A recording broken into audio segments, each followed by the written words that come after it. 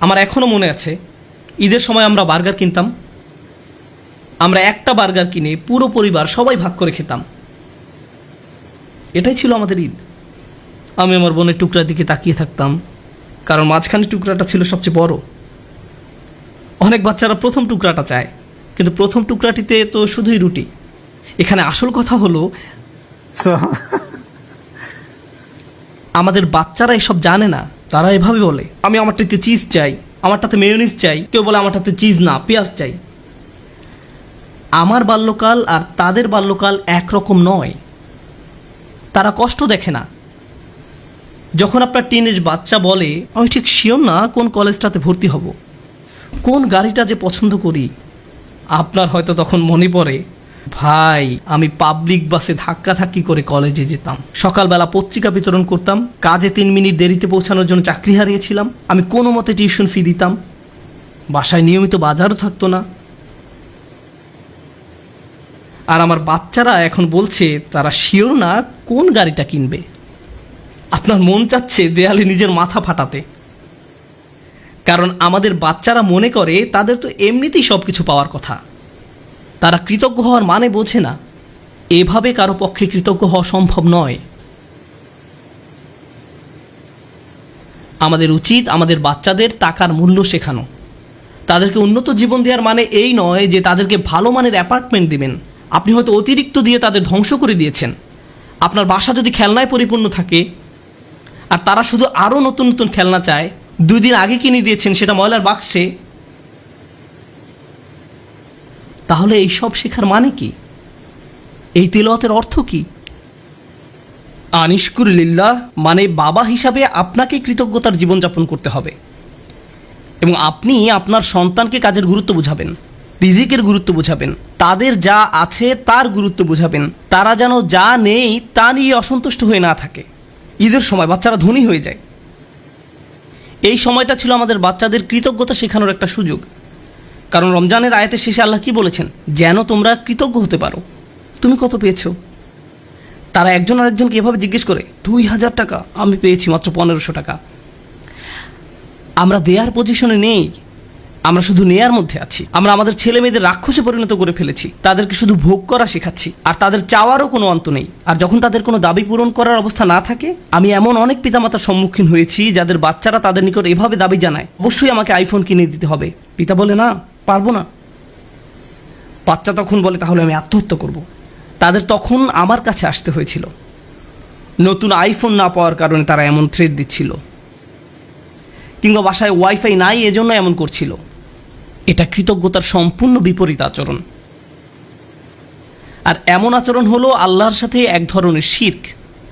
যখন কৃতজ্ঞতা হারিয়ে যায়, যা বাকি থাকে তা হলো শিরক। আপনি আত্মসমর্পণ করতে চান, যার কথা শুনতে চান, যাকে সন্তুষ্ট করতে চান, সে হলো নিজের ইচ্ছা আকাঙ্ক্ষা, নিজের ভোগ বিলাসিতা, নিজের কামনা বাসনা। বাচ্চারা এসব জানে না। তাদেরকে দেখিয়ে দিতে হবে, বোঝাতে হবে। আপনি তাদেরকে যা বানান তারা তাই হবে। আমরা তাদের প্রতি এমন অন্যায় আচরণ করতে পারি না।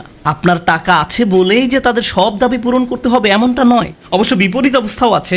অনেক পিতামাতা তাদের বাচ্চাদের কিছুই কিনে দেয় না, তারপর তারা এই খুতবা ব্যবহার করে। না, এটা করবেন না। অবতাগি বাইনা যালিকা সাবিলা, মধ্যম পন্থা অবলম্বন করুন। আমি আরেকটা ব্যাপারে দৃষ্টি আকর্ষণ করতে চাই, কারণ বিষয়টা গুরুত্বের দাবি রাখে। আমাদের বাচ্চাদেরকে দায়িত্ববোধ শেখাতে হবে। তারা যখন টিনেজ বয়সে পৌঁছায়, তাদেরকে বাসার ছোটোখাটো কিছু কাজ করতে দিন, তাদেরকে বাসার কাজে কিছুটা অবদান রাখতে দিন। তারা যদি এর বিনিময়ে চায়, তাহলে বলুন, তুমিও এই বাসায় থাকো, এখানে ঘুমাও, তোমাকেও কিছুটা দায়িত্ব নিতে হবে। আপনার বাচ্চাদেরকে দায়িত্ববোধ শেখান, কোনো কিছুর বিনিময়ে না, টাকার বিনিময়ে নয়, অথবা মাস শেষে তাদেরকে নতুন গেম কিনে দিবেন বলেও নয়, কোনো কিছুর বিনিময়ে না। যদি আমরা সব সময় এমনটা করি, যদি তাদেরকে শুধু ভোগ করতে শিখাই আর তারা শুধু আপনার নিকট বিনিময় চাইতে থাকে, এটা করলে আমাকে কি দিবা, ওটা করলে আমাকে কি দিবা, যদি আপনার বাচ্চাদের আল্লাহর প্রতি কৃতজ্ঞ হতে না শেখান, তাহলে কিভাবে তারা আপনার প্রতি কৃতজ্ঞ হবে? এই দুইটা বিষয় কি সম্পর্কযুক্ত নয়? আল্লাহ বলছেন, আনিশকুরলি ওয়ালিদাই, আমার প্রতি ও তোমার পিতামাতার প্রতি কৃতজ্ঞ হও। এই দুইটা ব্যাপার সম্পর্কযুক্ত। আমরা যদি আমাদের সন্তানদের তাদের যা আছে তার জন্য আল্লাহর প্রতি কৃতজ্ঞ হতে না শেখাই, তাহলে আমি আপনাদের গ্যারান্টি দিয়ে বলছি, তারা স্বাধীন হয়ে যাবে। যখনই তারা স্বনির্ভর হয়ে যাবে, তারা আলাদা হয়ে যাবে। আপনার কলের কোনো জবাব দেবে না, মেসেজের কোনো উত্তর নেই, তারা আপনাকে উপেক্ষা করে, অগ্রাহ্য করে, যখন তখন বাসা থেকে বের হয়ে যায়। আপনি তখন ভাবেন, কি হলো এই বাচ্চার? আমি তার জন্য সব কিছু করলাম, আমি সারা জীবন তোমাকে দিয়ে গেলাম, এখন তুমি আমাকে কিছুই দিচ্ছ না।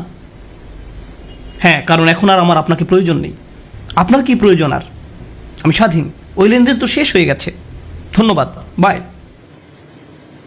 এখন আমরা তাজ্জব হয়ে বসে আছি, কিন্তু সম্ভবত আমরাই তাদেরকে নষ্ট করে ফেলেছি। মানে অতি ভালোবাসা দেখিয়ে আমরা তাদের ধ্বংস করে ফেলেছি। ইন্নামা আমওয়ালুকুম ওয়া আওলাদুকুম ফিতনা, আল্লাহ একটি কারণে এই কথা বলেছেন। তোমাদের সম্পদ এবং সন্তান সন্ততি তোমাদের জন্য একটি বড় পরীক্ষা। বিশেষত ছেলে মেয়েদের পেছনে যদি নিয়ন্ত্রিত উপায়ে টাকা পয়সা খরচ করা না হয়, তাহলে তারা বিশাল এক পরীক্ষার বিষয়ে পরিণত হবে।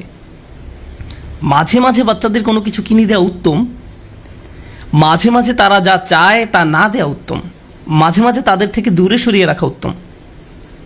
এটা গুরুত্বপূর্ণ। এটা শুধু পুঁথিগত বিদ্যা নয়, শুধু আলহামদুলিল্লাহ বলা শেখালেই হবে না, এই শিক্ষার উপরে জীবনযাপন করতে হবে। এজন্যই আলোচনাটি শুরু হয়েছে এই বলে, ওয়ালাকাদ আতাইনা লুকমান আল হিকমা, আমি লোকমানকে প্রজ্ঞা শিক্ষা দিয়েছি, বাস্তব জ্ঞান, বাস্তব শিক্ষা। কিভাবে কৃতজ্ঞ থেকে জীবন কাটাতে হবে সেই শিক্ষা। আমাদের বাচ্চারা কতবার তাদের জামা কাপড় ভাঁজ করে, ধৌত করে, আমরা তাদের কিভাবে কৃতজ্ঞতার শিক্ষা দেব? যখন তাদের সব কিছু আমরাই করে দেই, মনে হয় যেন ঘরের মধ্যে ছোট ছোট ফেরাউন দৌড়াদৌড়ি করছে আর বলছে, আমি সবচেয়ে বড় রব, আনা রাব্বুকুমুল আ'লা। আজ আমি বার্গার খাবো না, পিৎজা খাবো, আমাকে এটা দাও, ওইটা দাও। আমরা তাদের এমন বানিয়ে ফেলেছি। এটা তাদের দোষ নয়। আমাদের সন্তানরা যখন নষ্ট হয়ে যায়, এই জন্য নয় যে তারা শয়তান, এর কারণ হলো আমরা তাদের সঠিক শিক্ষাটা দিচ্ছি না। প্রজ্ঞা থাকার মানে হলো আপনি আপনার সন্তানদেরকে সঠিক নিয়মে বড় করেন, আপনি তাদের আকাঙ্ক্ষাগুলো নিয়ন্ত্রণের চেষ্টা করেন। বাচ্চাদের এই নিয়ন্ত্রণটি নেই। আমাদেরকে ভালোবাসার সাথে তাদের ভিতরে এই অনুভূতি তৈরি করে দিতে হবে। আয়াতটি শুরু হয়েছে ইয়া বুনাইয়া দিয়ে, আমার প্রিয় ছেলে, অর্থাৎ বাবা অত্যন্ত আদর মাখা কণ্ঠে তার বাচ্চার সাথে কথা বলছেন। আপনি এর উল্টাভাবে শুরু করতে পারেন না, এই বাসার সবাই শোনো, আমি মাত্র জুমা থেকে আসলাম, বাসার সব কিছু এখন অন্য নিয়মে চলবে। এভাবে না। ভালোবাসার সাথে সুন্দরভাবে করুন, তাদের সাথে কথা বলুন, তাদেরকে বুঝান যে তাদের আচরণ পরিবর্তন করতে হবে। আমাদের মাঝে না দেখলে তারা এটা শিখবে না। যদি আমি খাবার ফেলে দিই, ক্ষুধা লাগলে রেস্টুরেন্টে গিয়ে অপ্রয়োজনীয় অর্ডার করি, এরপর অল্প একটু খেয়ে বলি আমি আর পারবো না, আর সন্তানকে বলি খাবার শেষ করো, খাবার শেষ করো, তারা শিখবে না, তারা শিখবে না, তারা ফেলে দিবে। আপনার জীবনটা যদি অকৃতজ্ঞতায় পূর্ণ থাকে, তাহলে এটা অনেক বড় একটা সমস্যা। এজন্যই অবিশ্বাস এবং অকৃতজ্ঞতা প্রকাশে একই শব্দ ব্যবহার করা হয়েছে, একই শব্দ ব্যবহার করা হয়েছে। কুফর বিল্লাহ মানে হলো আল্লাহকে অবিশ্বাস করা, আর কুফরান বিন নিয়ামাহ মানে নিয়ামতকে অস্বীকার করা, অকৃতজ্ঞ হওয়া। একই শব্দ। আল্লাহর নিকট কাফের আসলে দুইটা জিনিস। ভাবতে পারেন, এমন ব্যক্তি যে আল্লাহকে অস্বীকার করে এবং যে আল্লাহর প্রতি অকৃতজ্ঞ। এই জন্য যে ব্যক্তি আল্লাহর প্রতি কৃতজ্ঞ থাকে, তার পক্ষে শিরক করা অসম্ভব। কারণ আপনি যদি আল্লাহর প্রতি সুধারণা পোষণ করেন, আপনি শিরক করতে পারবেন না। আমাদেরকে তার প্রতি অকৃতজ্ঞ হওয়ার শিরক থেকে রক্ষা করুন।